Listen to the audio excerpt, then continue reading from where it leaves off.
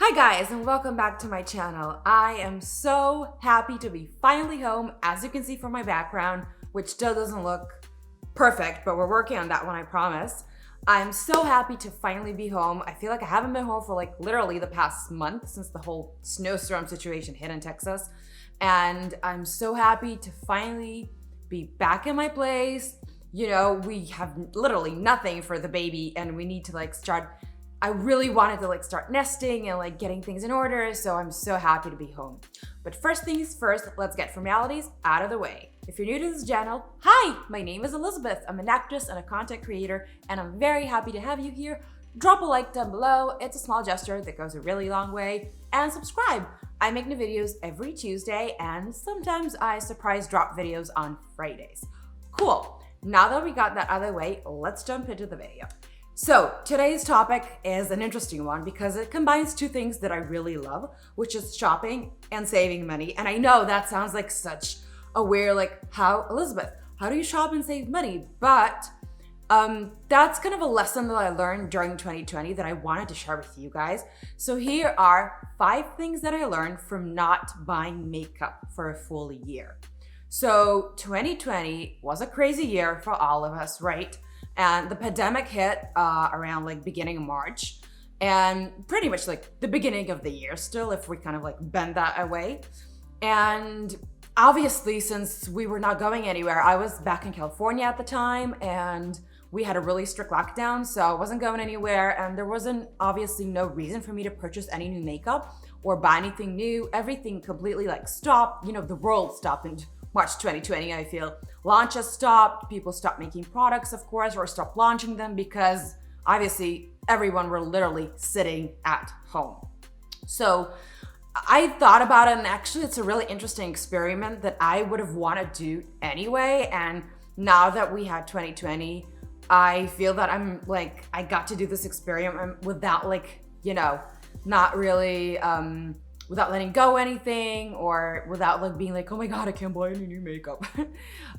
So yeah, these are the 5 things that I learned. So let's begin. Number 1, using what you have.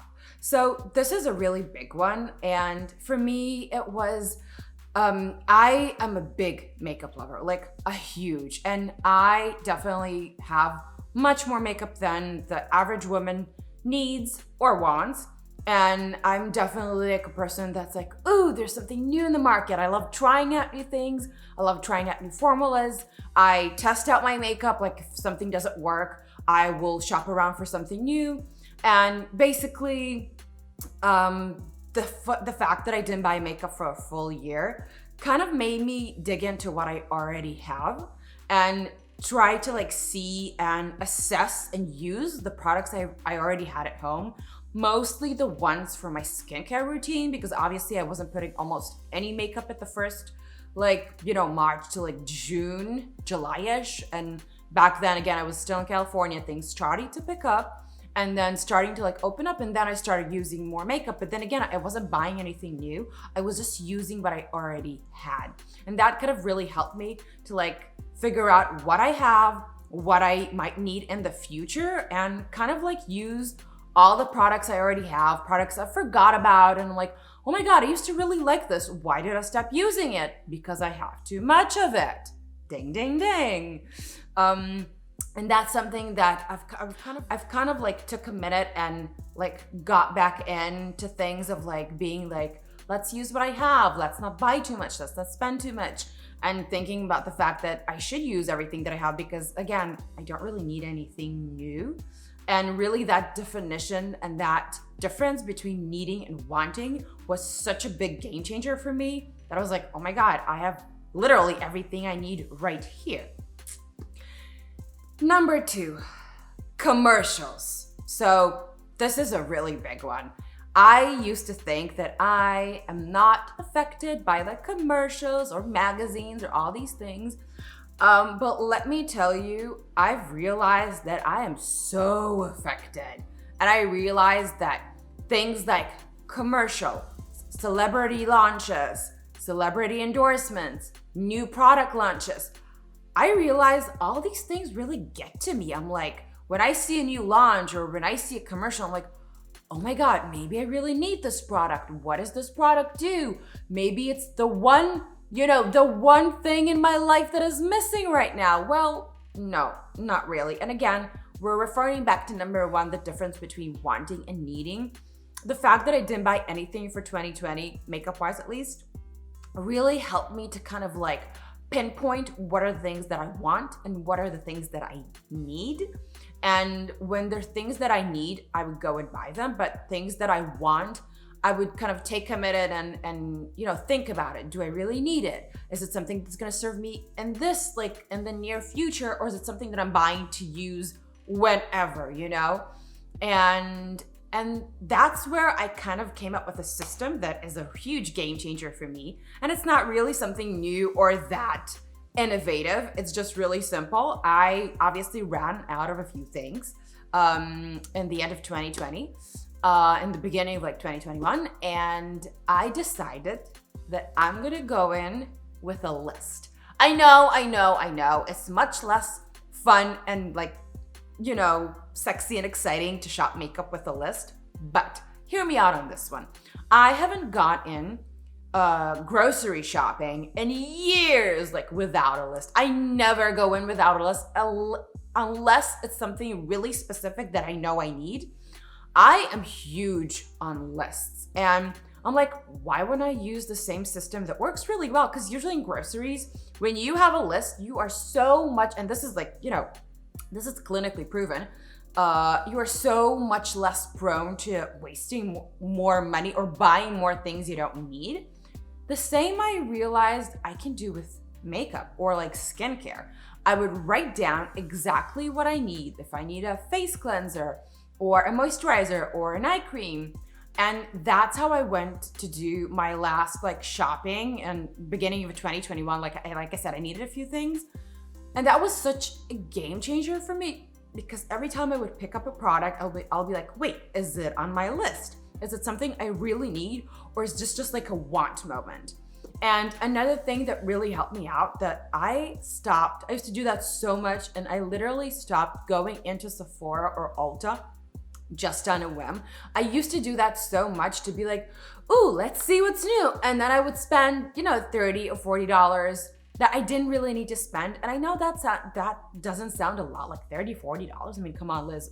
But that adds up, $30, $40 once a month, that really can add up to hundreds of dollars during the year. And that's money that I feel we all kind of want in our pockets right now, especially with the pandemic, especially with, being uncertain financially. And I just stopped doing it, and again, start going in with a list. Number 3 is embracing my natural skin. So this is a big one for me. I was very, very, very insecure in my skin as a kid. I guess most people, I had acne problems, and I had really bad acne problems, and I was an immigrant as a kid. So combine these two things, I was extremely insecure, I was shy, I didn't know how to talk to people, and I really felt just uncomfortable in my own skin. And the pandemic and everything that happened, obviously not putting any makeup on, really helped me kind of like go back to my roots, embracing my skin, taking care of my skin. And I feel that's something that kind of came full circle for me, because because I used to have a 9-to-5, and it was like an office 9-to-5. So obviously, like, I had to be presentable and I had to put makeup on, and I would do that every single day. And that's kind of where like, it was fresh out of college, and that's where like my love of makeup really was born. But then on the weekends, on our off days, I would constantly feel like I need to put makeup on, like I need to do it. Like I would have days, literally like off days, that I felt like I can't go out of the house without makeup. And that feeling is really disabling, that's really crippling.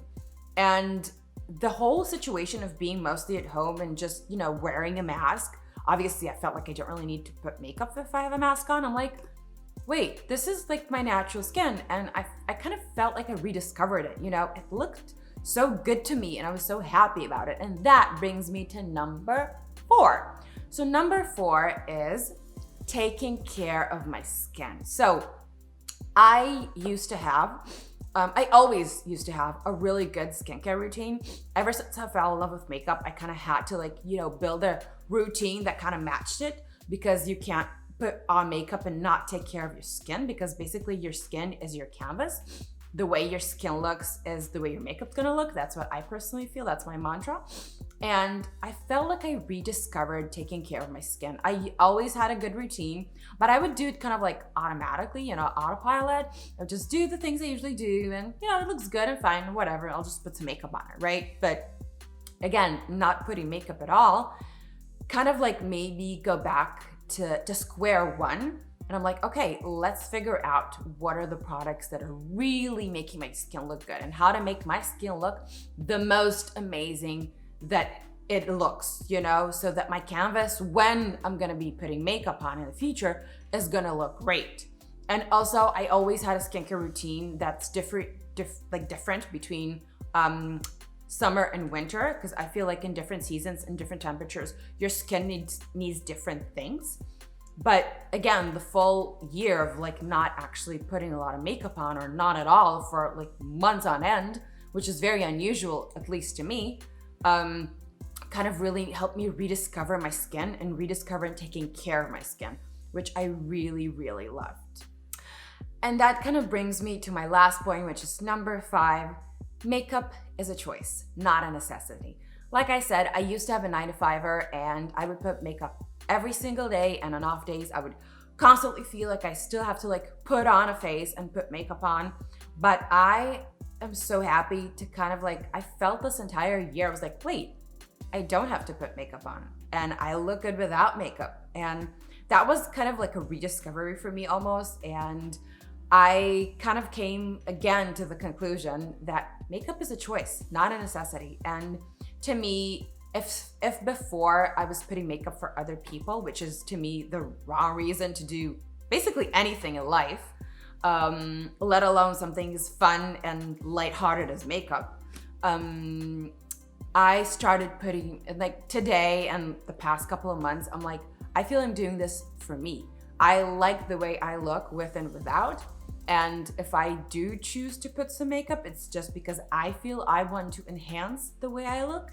And I feel comfortable in my skin, I feel good in my skin, and that's something that is really important to me and fun to me, that I've kind of rediscovered that moment about myself, and I'm really happy and excited about, just to kind of like embrace it and do makeup because it's fun and it's a choice, and not because of like having that feeling of, oh my God, I really need to put makeup on because I can't leave the house like this, which is, I don't think, a fun feeling, it's not a fun reason to be using makeup, if you know what I mean.